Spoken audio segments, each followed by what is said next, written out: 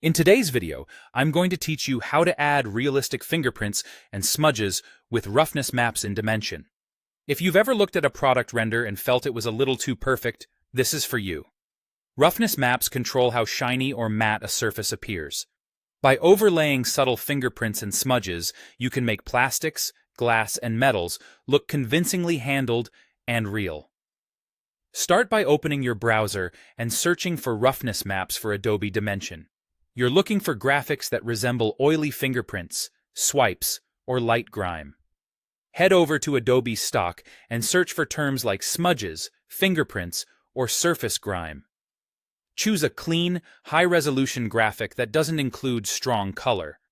The roughness effect comes from value and texture, not hue.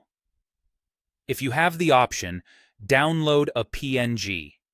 PNG files support transparency, which makes it much easier to blend only the fingerprint or smudge without bringing in a solid background. Next, launch Adobe Dimension on your desktop and open your working document. Select the model you want to enhance, then look to the Properties panel. Find the material applied to your object and expand the standard material properties. This is where roughness and metallic values live, which is exactly what we'll influence.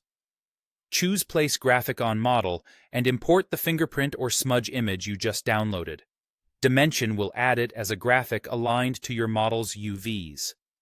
Position, rotate, and scale the graphic so it sits where a real hand would likely touch, like bottlenecks, phone screens, or metal caps. If it lands on the wrong object, simply undo, reselect the target model, and try again. In the Scene panel, select the graphic layer you just applied. This layer has its own material controls that let you fine-tune how the decal interacts with the surface. In the Properties panel, go to the Materials section. Adjust opacity to soften the effect so it blends naturally with the base material. Nudge roughness to define the feel. Lowering roughness makes it glossier, like fresh skin oils on glass. Raising roughness makes it hazier, like a dusty smear. Keep metallic low unless the underlying area is supposed to read as metal. Metallic fingerprints usually look unnatural.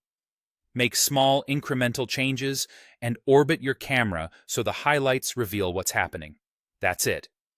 With a simple roughness-driven graphic, you've added believable wear without changing your base material.